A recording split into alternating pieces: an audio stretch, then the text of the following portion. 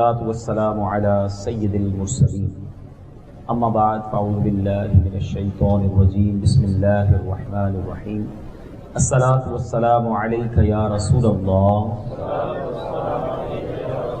وعلى آلك وأصحابك يا حبيب الله الصلاة والسلام عليك يا نبي الله وعلى آلك وأصحابك يا نور الله۔ درود پاک کے بے شمار فضائل و برکات ہیں۔ ایک بہت خوبصورت حدیث پاک رسول پاک صلی اللہ علیہ وسلم نے فرمایا من صلی علیہ صلاۃ واحدا صلی اللہ علیہ عشرا، جس نے مجھ پر ایک بار درود پاک پڑھا اللہ تعالیٰ اس پر اپنی 10 رحمتیں نازل فرماتا ہے۔ آقا نے فرمایا من صلی علیہ عشرا صلی اللہ علیہ مئتا، جس نے مجھ پر 10 بار درود پاک پڑھا رب کریم اس پر 100 رحمتیں نازل فرماتا ہے۔ ومن صلی علیہ مئتا، آقا فرماتے ہیں جس نے مجھ پر 100 بار درود پاک پڑھا صلی اللہ علیہ الفا، رب کریم اس پر 1000 رحمتیں نازل فرماتا ہے۔ کاروباری لوگ بیٹھے ہیں، حساب کتاب بھی مضبوط ہوتا ہے۔ ایک درود پر 10 رحمتیں، 10 درود پر 100 رحمتیں، 100 درود پر 1000 رحمتیں۔ کیلکولیشن اسی طرح آگے بڑھتی گئی، مگر اب جو حدیث پاک کا اگلا جز ہے بہت خوبصورت ہے۔ آقا فرماتے ہیں ومن صلی علیہ الفا، جس نے مجھ پر 1000 مرتبہ درود پاک پڑھا، آقا فرماتے ہیں زاحمت کتفہ کتفی علی باب الجنہ، نبی پاک فرماتے ہیں جنت کے دروازے پر اس کا کندھا میرے کاندھے سے چھو رہا ہوگا۔ نماز میں اعلان ہوتا ہے کاندھے سے کاندھا ملا لیجئے، صفیں درست کر لیجئے، یعنی بالکل ایگزیکٹلی جو برابر میں کھڑا ہوتا ہے نا بندہ اسی سے کاندھا ملاتا ہے۔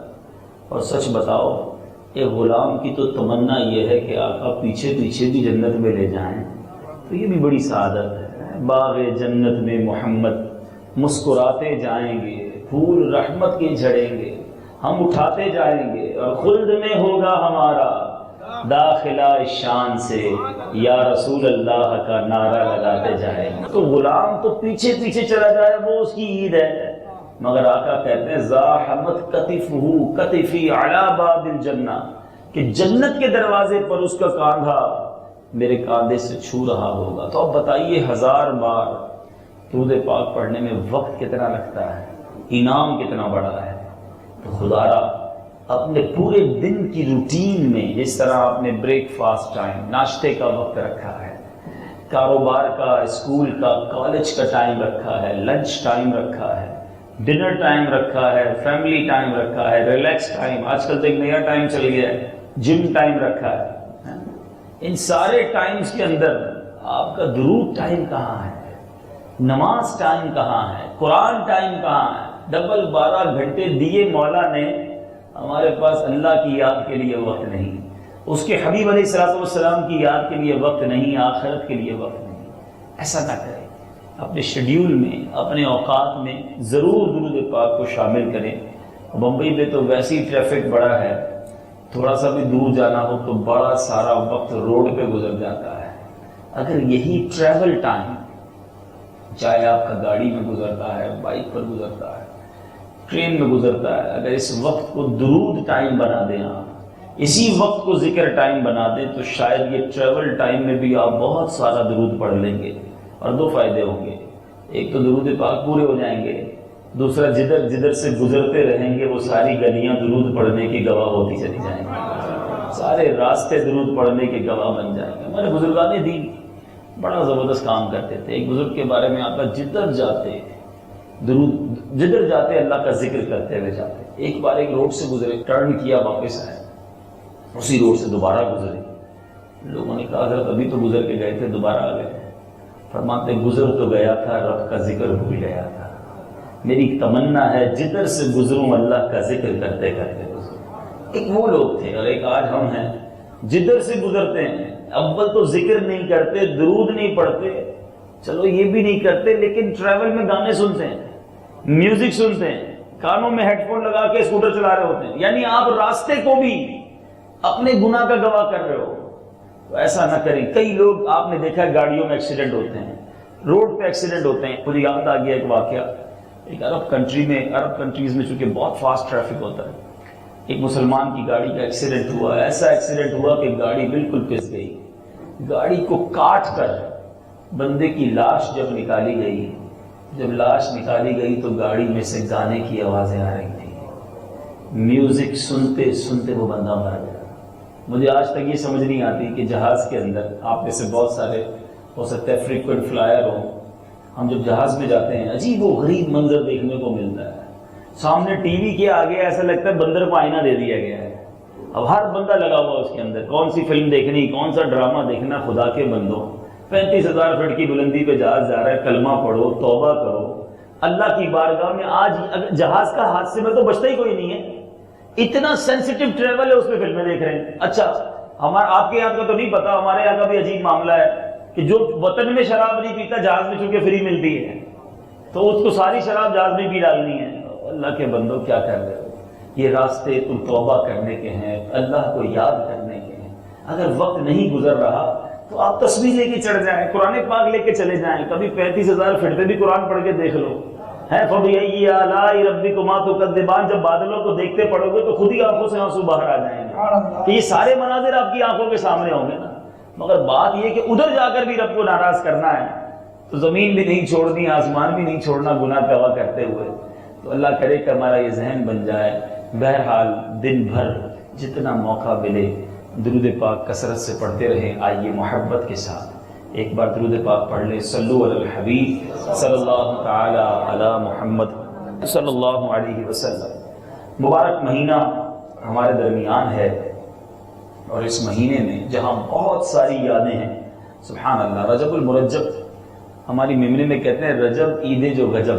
یہ اتنی ساری اس میں عیدیں ہیں, اس میں اتنی ساری مبارک راتیں ہیں. تو اب رجب المرجب کی پہلی رات جب آئی, یہ خاص دعاؤں کی قبولیت کی رات. مولا علی کرم اللہ تعالی وجہ الکریم سال کی 4 راتیں اہتمام کے ساتھ سارے کام چھوڑ کر عبادت کرتے, وہ اس میں پہلی رجب کی رات بھی ہوا کرتی. وہ ہم سے چلی گئی. پھر سبحان اللہ خواجہ خواجگان کے چاہنے والے ساری دنیا میں ہیں. ساری دنیا میں خواجہ معین الدین چشتی اجمیری رحمۃ اللہ تعالی کی چھٹی شریف منائی جاتی ہے. اور آگے بڑھتے ہیں 15 رجب سبحان اللہ امام جعفر صادق رضی اللہ عنہ کی یاد منائی جاتی. 22 رجب سیدنا امیر معاویہ رضی اللہ عنہ کی یاد منائی جاتی. اور پھر سبحان اللہ 27ویں رجب وہ مبارک رات آتی ہے جس کو عاشقان رسول جھوم جھوم کر شب معراج مناتے ہیں. شاہ دولہ بنا آج کی رات ہے. مبارک رات آیا چاہتی ہے. آج انشاءاللہ مختصر شب معراج کے حوالے سے, واقعہ معراج کے حوالے سے چند حکمتیں اور اس کے تحت چند مدنی پھول پیش کرنے کی سعادت حاصل کروں گا. واقعہ معراج تو ہم بچپن سے سنتے آ رہے ہیں, لیکن معراج کے واقعے کی علماء نے بہت خوبصورت اس کی کانسیکوینسز بیان کیے, اس کی حکمتیں بیان کی. پڑھے تو ایمان تازہ ہو جاتا ہے. یاد رہے میرے پیچھے پیارے ساری بھائیوں, نبی پاک علیہ الصلوۃ والسلام تمام انبیاء کے سردار ہیں. تمام نبیوں کو جو الگ معجزات فضیلتیں عطا کی گئیں, ہمارے آقا مدینے والے مصطفیٰ صلی اللہ علیہ وسلم کو ان سب سے بڑھ کر فضیلتیں عطا کی گئی.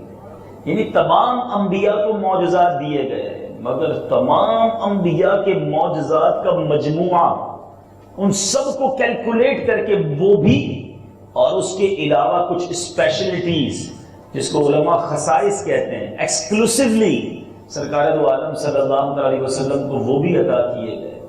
اور علماء بڑی پیاری بات لکھتے ہیں کہ نبی پاک علیہ الصلوۃ والسلام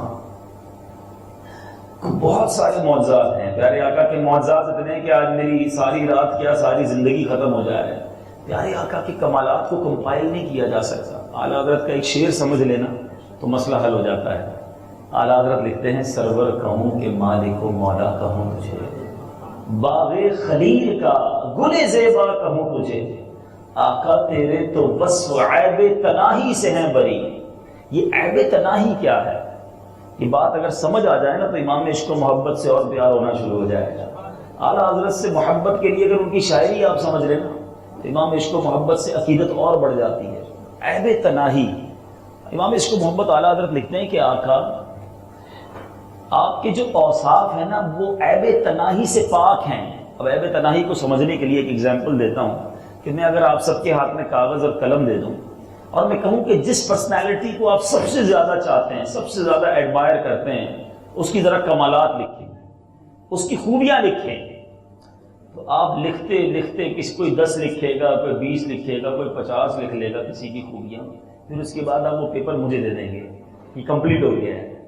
سبحان اللہ, اعلیٰ حضرت کی کیا بات ہے. کہتے ہیں یہ کمپلیٹ ہو جانا, کسی کی تعریفیں لکھتے لکھتے ختم ہو جانا, یہ بھی ایک عیب ہے. تعریف لکھتے لکھتے اینڈ ہو گئی نا, یہ عیب ہے. آقا آپ کے اوصاف وہ ہیں جو ختم ہی نہیں ہوتے ہیں. لکھتے جائیں, بولتے جائیں, بیان کرتے جائیں, تیرے تو بس عیب تناہی سے ہے بری. حیران ہوں میرے شاہ میں کیا کیا کہوں گا. کہہ کے تھک جاتا ہے انسان, مگر کہے کیا, اس کی عقل حیران ہو جاتی ہے. تو حضرت آدم علیہ السلام کو بڑی شاندار فضیلت ملی کہ فرشتوں نے آپ کو سجدہ کیا. ٹھیک ہے, یہ بڑا شرف تھا کہ تمام فرشتوں سے سجدہ کروایا گیا. سبحان اللہ.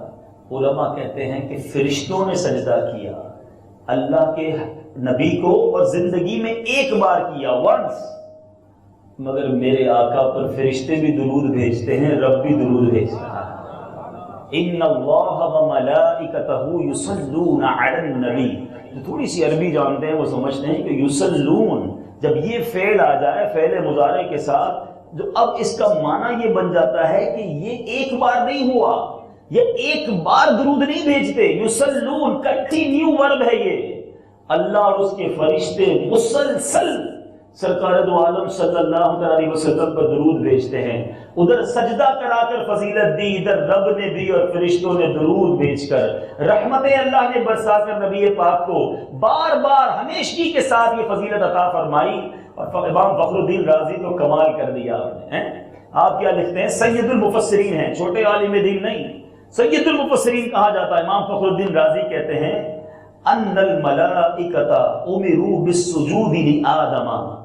کیوں کہا گیا تمام فرشتوں کو, ملائکہ کو, حضرت آدم کو سجدہ کرنے کا؟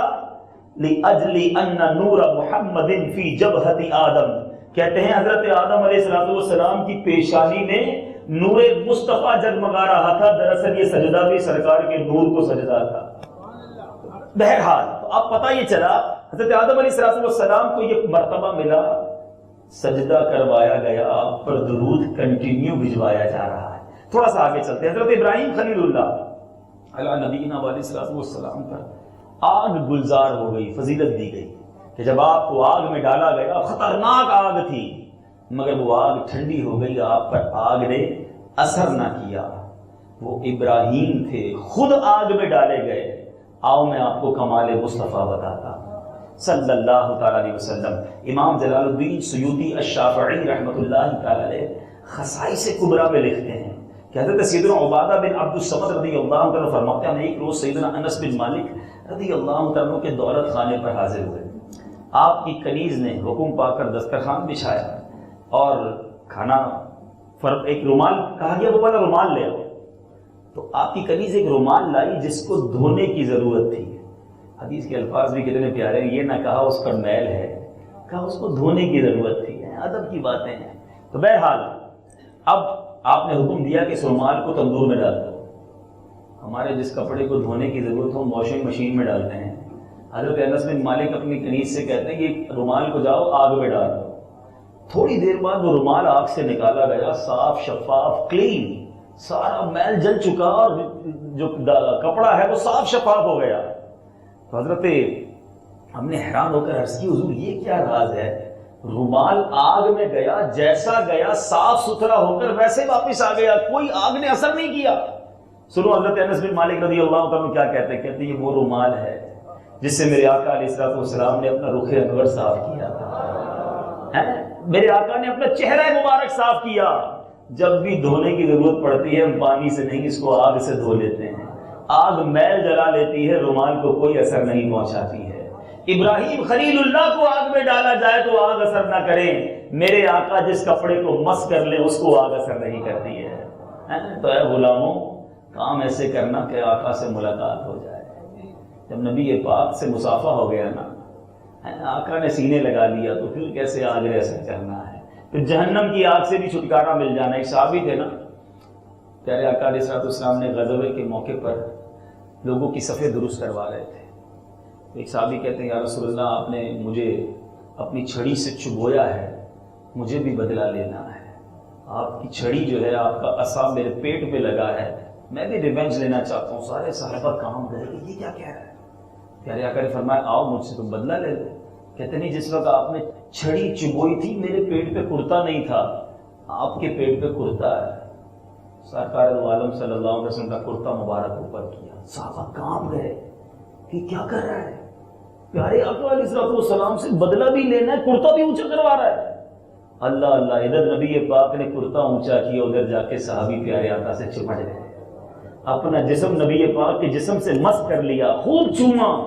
کہتے اللہ کی قسم بدلہ نہیں لینا تھا، تمنا یہ تھی کہ میرا جسم آپ کے جسم سے ٹچ ہو جائے، اب اسے جہنم کی آگ نہیں جلائے گی۔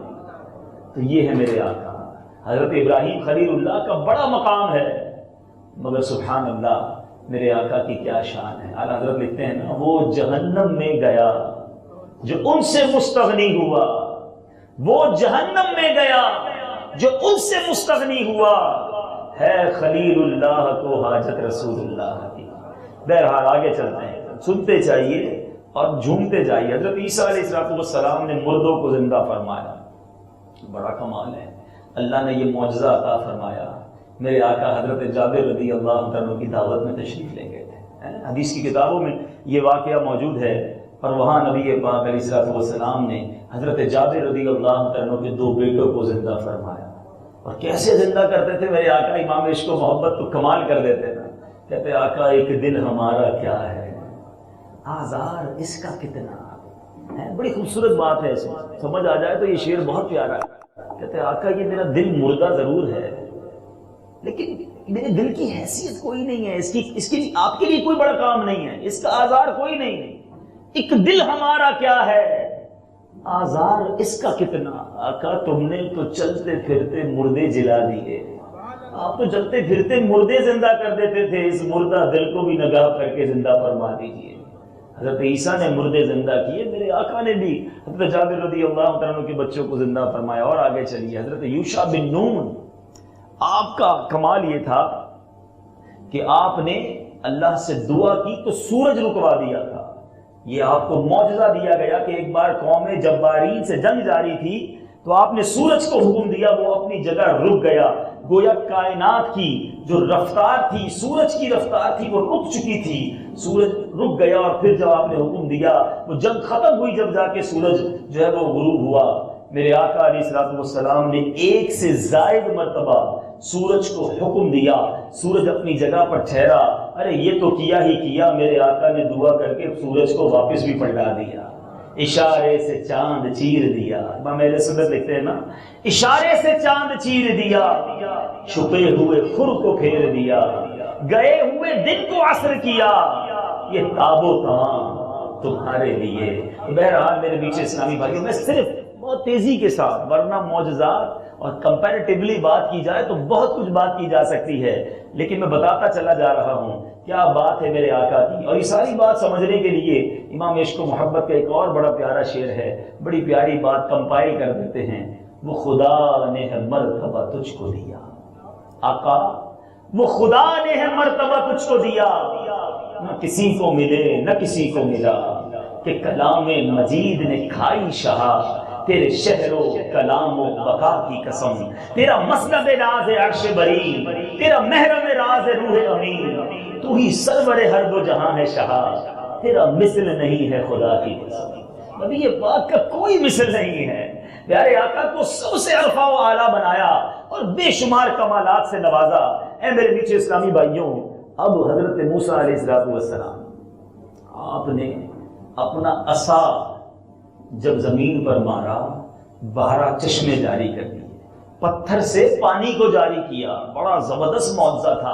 اس وقت آپ کی قوم کو پانی کی ضرورت بھی بڑی تھی، مگر تھوڑا سا لاجیکلی سائنس پڑھے ہوئے لوگ نظر آ رہے ہیں، پتھر سے پانی نکلنا یہ آج کے دور میں بھی ممکن ہے۔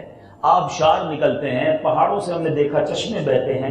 حضرت موسیٰ نے بے شک شاندار معجزہ دکھایا، مگر آج تک پتھر سے پانی نکلتے تو آنکھوں نے دیکھا ہے، مگر حدیبیہ کے مقام پر مصطفیٰ کریم نے جو کمال دکھایا ہے وہ رہتی دنیا نے آج تک نہیں دیکھا۔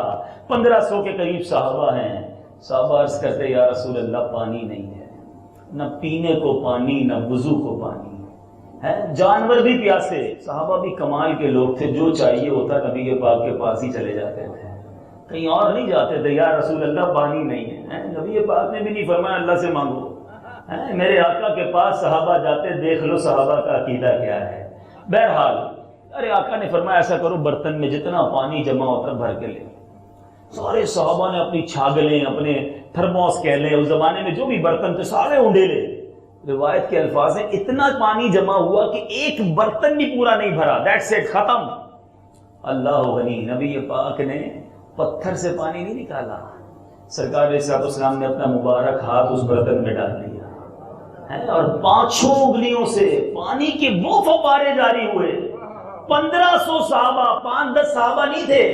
حدیث پڑھے میرے میٹھے اسلامی بھائیوں، بخاری شریف کی حدیث ہے کہ 1500 صحابہ تھے، سب نے پانی پیا، سب نے برتن بھرے، پیٹ بھر کر پانی پیا، وضو کیا، جانوروں کو پلایا۔ اور روایت کے الفاظ سنو، کسی نے پوچھا آپ حضرات تھے کتنے؟ کہتے تھے تو 1500، لیکن پانی جس جوش سے آ رہا تھا نا 1 لاکھ ہوتے تب بھی سب کو پورا ہو جانا تھا۔ حضرت موسیٰ کا معجزہ اپنی جگہ ہے، پتھر پر لکڑی مار کر، عصا مار کر چشمے جاری کیے، مگر بتاؤ کہ آج تاریخ نے کوئی ایسا دن دیکھا ہے کہ انگلیوں سے وہ چشمے پانی کے جاری ہوتے ہیں؟ اور کمال دیکھو میرے رضا کا، میرے آقا کی بات ہو اور قلم میں رضا خاموش کیسے رہ جائے۔ کیا خوب لکھتے ہیں، انگلیاں ہیں فیض پر ٹوٹے ہیں پیاسے جھوم کر، انگلیاں ہیں فیض پر ٹوٹے ہیں پیاسے جھوم کر، ندیاں پنجاب رحمت کی جاری واہ واہ، ایسی ندیاں جاری کر دی کہ سارے پیاسے جھوم رہے ہیں۔ میٹھے اور پیارے اسلامی بھائیوں، میں کس معجزے کی بات کروں میرے آقا نے۔ اچھا پھر یہاں ایک اور بڑی باریک سی بات، شاید اگر میں آپ سب سے سوال کر لوں تو آپ کا جواب کچھ اور ہوتا، واقعہ سنا دیا ہے تو اشارہ مل جائے گا کہ اگر یہ سوال ہو کہ دنیا میں in all around the world سب سے زیادہ مقدس پانی کون سا ہے؟ سب سے زیادہ مقدس پانی کون سا ہے؟ علماء کوئی کہتا ہے آب زمزم ہے، علماء بڑی پیاری بات کرتے ہیں، کہتے ہیں آب زمزم جاری کیسے ہوا؟ حضرت اسماعیل کے قدموں کی رگڑ سے جاری ہوا ہے، بڑا مبارک پانی، قرآن میں ذکر ہے اور جناب بڑا اس کا بڑی برکتیں ہیں، مگر علماء کہتے ہیں وہ اسماعیل کے قدم سے جاری ہوا، مگر جو پانی اسماعیل علیہ السلام کے آقا کی انگلیوں سے جاری ہوا اس سے بڑھ کر مبارک پانی ساری کائنات میں کوئی نہیں ہے۔ حدیبیہ کے ان صحابہ کو مبارک ہو جنہوں نے اس پانی کے مزے لیے، جنہوں نے اس پانی کی برکتیں لوٹی۔ بہرحال میرے میٹھے پیارے اسلامی بھائیوں، اب معراج تھوڑی کمپیریزن بیان کر کے آتے ہیں اس عظیم واقعے کی طرف۔ حضرت موسیٰ علیہ نبینا علیہ السلام نے اللہ تعالیٰ سے کلام کیا، کلیم اللہ کہہ رہا ہے۔ حضرت ادریس علیہ السلام بلندیوں کی طرف اٹھائے گئے، حضرت عیسیٰ علیہ السلام کو چوتھے آسمان پر بلایا گیا، حضرت ابراہیم علیہ السلام کو زمین و آسمان کی بادشاہت دکھائی گئی۔ تو اب محبوب کریم کی باری تھی، اپنے انبیاء کو یہ کمالات تو عطا کیے تھے، اپنے محبوب علیہ السلام کو رب نے نہ صرف ایسی معراج عطا فرمائی جو سارے نبیوں سے بڑھ کر تھی، انہوں نے کلام کیا، رب نے یہاں اپنا جلوہ بھی دکھایا، اپنا دیدار بھی کروایا۔ میرے میٹھے پیارے اسلامی بھائیوں، ایک حکمت یہ بھی تھی معراج کی، یہ نماز اقصیٰ، جب مسجد اقصیٰ گئے نا تو پیارے آقا علیہ السلام نے تمام انبیاء کی امامت کروائی۔ حضرت جبریل امین نے تمام انبیاء صف بنائے کھڑے تھے، میرے آقا پہنچے، جبریل امین نے ہاتھ پکڑ کر مصلی کی طرف اشارہ کیا، آگے بڑھایا، میرے آقا نے انبیاء کی جماعت کی۔ اللہ غنی، امام عشق و محبت اعلیٰ حضرت سمجھا رہے ہیں کہ مسجد اقصیٰ میں جماعت کروائی کیوں گئی تھی، اس کا راز کیا تھا؟ اعلیٰ حضرت لکھتے ہیں نماز اقصیٰ میں تھا یہی سے عیاں مانائے اول آخر، کہتے نماز اقصیٰ میں راز یہ تھا کہ پتہ چل جائے اول کون ہے آخر کون ہے. نماز اقصیٰ میں تھا یہی سر، ایاہ معنائے اول آخر ہے دست بستہ پیچھے حاضر. جو سلطنت آگے کر گئے تھے، ارے جتنے سلطنت کر کے انبیاء گئے تھے، آج ساری دنیا کو بتانا تھا کہ سارے سلطنت کرنے والے بے شک پہلے آئے تھے، مگر اصل امام مصطفیٰ کریم علیہ السلام ہے. صف بصف کھڑے ہیں انبیاء، مصطفیٰ امام ہو گئے. اللہ غنی صرف نماز اقصیٰ ہی نہیں ہوئی تھی، ایک اور نماز بھی ادا کی گئی. ادھر انبیاء کی امامت کرا کے دنیا کو بتایا گیا کہ امام الانبیاء کون ہیں. اور جب نبی پاک علیہ السلام آسمانوں پر پہنچے تو وہاں فرشتوں کی امامت بھی کرائی. یہ بھی بتانا مقصود تھا کہ فرشتوں کے امام بھی یہی ہیں، فرشتوں کے آقا بھی یہی ہیں. بہرحال میرے میٹھے اور پیارے اسلامی بھائیوں، مدنی چینل کے ناظرین، اب ایک اور بڑی خوبصورت حکمت علماء بیان کرتے ہیں. اللہ تبارک و تعالیٰ قرآن مجید میں فرماتا ان اللہ اشترى من المؤمنین انفسهم واموالهم بان لهم الجنہ. بڑی خوبصورت آیت ہے. ترجمہ کنز الایمان، بے شک اللہ تعالیٰ نے مسلمانوں سے ان کی جانیں اور ان کی اموال اس قیمت پر خرید لیے کہ ان کے لیے جنت ہے. ہم نے اپنے جان اپنے مال گویا رب کو بیچے ہیں. کس قیمت پر؟ جنت کے لیے. جو اللہ کے نیک بندے اپنا سب کچھ رب کی بارگاہ میں پیش کرتے ہیں اور رب انہیں جنت عطا فرماتا ہے. علماء کہتے ہیں سودا کروانے والے کون ہیں؟ خریدار اللہ. کیا خرید رہا ہے؟ جان اور اموال. عطا کیا کر رہا ہے؟ اس کے بدلے جنت. جنت لینے والے بندے، اللہ اور بندے کے درمیان سودا کروانے والے پیارے آقا. وکیل فرمایا نہ بندوں نے جنت دیکھی ہے، مال تو دے رہے ہیں، اپنے اموال بھی دے رہے، خود تو جنت نہیں دیکھ سکے. کوئی تو ہو جو جا کے جنت کو اپنی آنکھوں سے دیکھا ہے. تو رب نے اپنے محبوب کو بلایا، جنت دکھا دی، آسمانوں کی سیر کرائی. انہوں نے آ کے اپنے امتیوں سے کہا میں جنت دیکھ آیا. اب نبی کی بات مان کر لوگوں نے جانیں بھی دینا شروع کی، مال بھی لٹانا شروع کر دیا. تو یہ بھی ایک حکمت بیان کی گئی. سبحان اللہ. بہرحال میرے پیچھے اسلامی بھائیوں حکمتیں تو بہت ساری ہیں. اب ایک بڑی لاجیکلی بات، کچھ لوگ کہتے ہیں یار عقلی بات بھی کیا کرو، پھر قرآن و حدیث کی بات کرتے ہیں. ویسے بات قرآن و حدیث کی کرنی چاہیے، لیکن ایک لاجیکلی بات، جتنے بھی معجزات انبیاء کو ملے نا، وہ اس دور کی نیڈ تھے، اس دور کی ضرورت تھی. مثال کے طور پہ حضرت صالح علیہ السلام، آپ کا جو دور تھا نا وہ ماؤنٹینز کا دور تھا. ہم نے مدنی چینل پر وہ مناظر بھی دکھائے ہیں. مدائن صالح، یہ آج بھی سعودی عرب شریف میں ایک وادی ہے، بڑے بڑے پہاڑ ہیں جس میں ہاتھوں سے لوگوں نے گھر بنائے. آج بھی وہ گھر موجود ہیں. اس قوم کو اللہ نے یہ کمال دیا تھا کہ وہ ہاتھوں سے پہاڑ میں گھر بنا لیتے تھے. ٹھیک ہے، تو حضرت صالح علیہ السلام اس دور میں آئے ان کو دعوت دینے کے لیے. اس قوم نے بڑی عجیب بات کی، کہا گھر تو ہم بھی بنا لیتے ہیں پہاڑ کے اندر، اگر آپ اللہ کے سچے نبی ہیں پہاڑ سے اونٹنی پیدا کر کے بتائیں. پہاڑ سے زندہ اونٹنی نکلے، اور ایسی اونٹنی نکلے جو خود بھی بچہ دے بعد میں. عجیب و غریب دعویٰ تھا. وہ قوم ہی پہاڑوں والی قوم تھی، ان کو یہی معجزہ چاہیے تھا.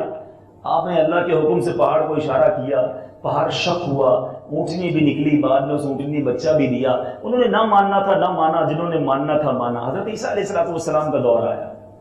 آپ کے دور میں بڑے بڑے ڈاکٹرز تھے، یہ ڈاکٹریوں کا دور تھا، میڈیکیشنز کا دور تھا، بڑے بڑے علاج دریافت ہو گئے تھے. مگر اس دور میں دو علاج نہیں ہوتے تھے. کوڑھی کا جو مرض ہوتا تھا اس کا کوڑ ٹھیک نہیں ہوتا تھا، اور جو مر جاتا تھا وہ زندہ نہیں ہوتا تھا. جو بغیر آنکھ والا ہی پیدا ہوتا تھا، مادر زاد اندھا، بائی برتھ بلائنڈ، اس کی آنکھیں نہیں آ سکتی تھی. وہ قوم عجیب تھی. اللہ تعالیٰ نے آپ کو اس دور میں یہ معجزہ دیا کہ آپ مادر زاد اندھے کو دم کرتے وہ آنکھ والا ہو جاتا، کوڑی کو ہاتھ پھیرتے اس کا کوڑ دور ہو جاتا، مردے کو اشارہ کرتے وہ زندہ ہو جاتا. وہ ڈاکٹروں کا دور تھا، انہوں نے کلمہ پڑھ لیا، وہ آپ پر ایمان لے آئے کہ آپ اللہ کے نبی ہیں. جس دور میں جیسی ضرورت نبی کو ویسا معجزہ دیا گیا. حضرت موسیٰ علیہ السلام کا دور آیا، یہ جادوگروں کا دور تھا. فرعون کے پاس جادوگر تھے، جادو دکھاتے، کرتب دکھاتے، لوگ ان پر ایمان لے آتے. اللہ اللہ، حضرت موسیٰ علیہ السلام کو رب نے ید بیضا کا معجزہ دیا، عصا کا معجزہ دیا. وہ رسیاں ڈالتے وہ سانپ بنتے، آپ عصا ڈالتے وہ اژدہا بنتا، اور آپ کی ساری فرعون کے جادوگروں کی سارے سانپوں کو کھا جاتا. لوگوں نے سجدہ کیا اور مان لیا کہ اب اللہ کے نبی. سمجھیے گا میری بات کو، جیسا دور ویسا معجزہ. اللہ اکبر. اب نبی پاک دنیا میں تشریف لائے. وہ دور کون سا تھا؟ جس دور میں میرے آقا ہے نا، وہ دور بڑا انٹلیکچوئل، بڑے پڑھے لکھے لوگ تھے، ان کو اپنی زبان پر بڑا ناز تھا. عرب کے لوگ اپنی عربی میں اتنے فصیح تھے، اتنے بلیغ تھے کہ وہ جنگ الفاظوں سے کیا کرتے تھے، وہ الفاظ کے ذریعے بڑوں بڑوں کو ہرا دیا کرتے، ان کے کلام کے ڈنکے تھے۔ اللہ غنی میرے آقا تشریف لائے، اب مقابلہ ان لوگوں سے ہے، برتری ان پر ثابت کرنی ہے۔ میرے رب نے اس دور میں ان لوگوں کو ایسا، جس کو کہتے ہیں نا خاموش کروا دیا، کہ نبی پاک علیہ الصلوۃ والسلام کو قرآن مجید عطا فرمایا، ایسا کلام عطا کر دیا کہ بڑے بڑے فصحا اور بلغا ششدر رہ گئے۔ امام عشق و محبت اعلیٰ حضرت بڑی پیاری بات لکھتے ہیں، اس دور میں ہوا کیا تھا، اعلیٰ حضرت لکھتے ہیں تیرے آگے یوں ہیں دبے لچکے، فصحا عرب کے بڑے بڑے انٹلیکچوئل آ گئے سامنے، مگر جب نبی پاک نے قرآن پڑھنا شروع کیا ان کا سر جھک گیا۔ تیرے آگے یوں ہیں دبے لچے،